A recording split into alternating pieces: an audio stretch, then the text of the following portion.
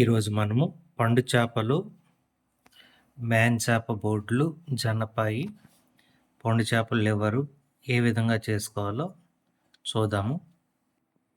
ఇవి వచ్చేసి పండు చేప ముక్కలు చిన్నగా చేసుకొని ఈ విధంగా చిన్న చిన్న ముక్కలు చేసుకుందాం. రెండోది ఇవి మ్యాన్ చేప అంటారు. మ్యాన్ చేప బొడ్లు, మ్యాన్ చేప జనపాయలు, తర్వాత ఇవి మొత్తం కలిపి ఒక 20 కేజీల పొండి చేప తీసుకుంటే ఆ పొండి చేపకు వచ్చిన లివర్ అనమాట ఇదంతా కూడా మనము పొండి చేప ముక్కల్లో కలిపి వేసుకుంటే ఇవంతా కూడా చాలా టేస్టీగా కూర బాగొస్తుంది. ఏ విధంగా చేయాలో తెలుసుకుందాం. ముందుగా మనము పెద్ద ఉల్లిపాయలని చిన్నగా ఈ విధంగా ముక్కలు చేసుకోవాలి. తర్వాత పచ్చిమిర్చిని ఈ విధంగా చీలికలు చేసుకోవాలి. తర్వాత కొన్ని పెద్ద ఉల్లిపాయలు, వెల్లుల్లిపాయలు, అల్లము కలిపి ఈ విధంగా పేస్ట్ చేసుకొని, ఒక పెద్ద సైజు టమోటాని ఈ విధంగా చిన్న ముక్కలు చేసుకొని, వీటిని ఏ విధంగా వండాలో ఇప్పుడు చూద్దాం. కొంచెం బాండీలోకి నూనె తీసుకొని ఆ నూనె బాగా కాగిన తర్వాత ఇప్పుడు ముందుగా కట్ చేసి పెట్టుకున్న చిన్న ఉల్లిపాయలని ఈ విధంగా వేసుకున్నాం.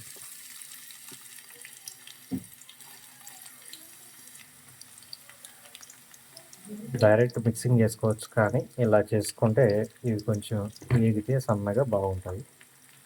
పచ్చిమిర్చి యాడ్ చేసుకుందాం. ఉల్లిపాయలు బాగా వేగిన తర్వాత పెద్ద ఉల్లిపాయలు, అల్లం వెల్లుల్లి కలిపి పట్టిన ఈ పేస్ట్ని కొంచెం వేసుకొని దాన్ని కాసేపు వేగనిచ్చిన తర్వాత ఏం చేయాలో చూద్దాం.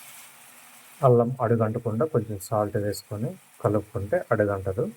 కాసేపు మగ్గనిద్దాం.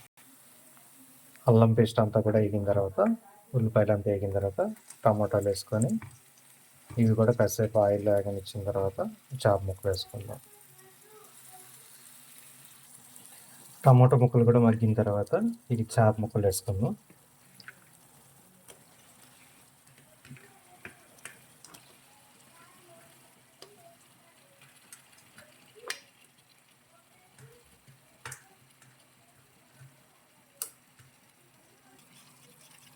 తర్వాత శుభ్రపరిచిన లివర్ ముక్కలు వేసుకుందాం. లివరు వీటిని పొట్ట అంటారు, పొండి చేప పొట్ట అంటారు దీన్ని.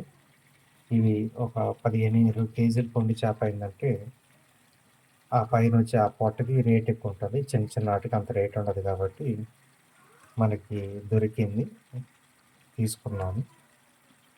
పెద్ద చేపలకైతే ఆ పొట్టను ఉపయోగించి ఆపరేషన్స్లో దారానికి ఉపయోగిస్తారు, అందువల్ల ఎక్కువ రేట్ ఉంటుంది.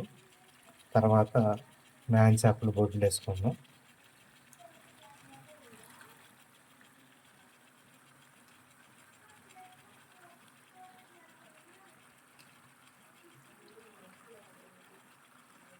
ఇప్పుడే మనము ఆ యొక్క శుభ్రపరిచిన జనపాయని ఇప్పుడు వేయకూడదు. ఇప్పుడు వేసామంటే ఆయిల్లో కరిగిపోయి మొత్తం కూడా కూర అంతా కలిసిపోతుంది. ఇప్పుడు వేయకుండా చింతపండు పులుసు పోసిన తర్వాత మనం వేసుకుందాం. తర్వాత కారం, ఉప్పు వేసుకొని కొద్దిసేపు మగ్గనిద్దాం. ఉప్పు వేసుకుందాం.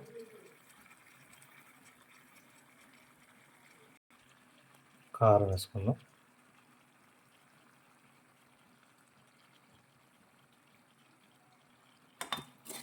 మొత్తం కలపెట్టుకుని